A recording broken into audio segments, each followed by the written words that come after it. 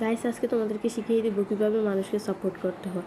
প্রথমে যাকে সাপোর্ট করবে তার আইডিটা এখানে ইউটিউবে সার্চ বারে ক্লিক করে দেবে। এখানে আমি আমার আইডিটা সার্চ বারে ক্লিক করে দিলাম।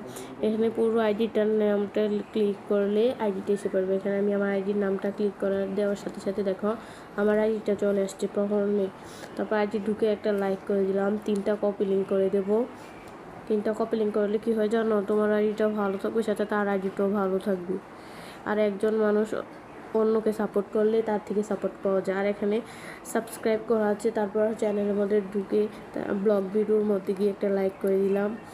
লাইক করার পরে 3টা কপ লিঙ্ক করে দেবো। আমি এখানে 3টা কপ লিঙ্ক করে দিলাম।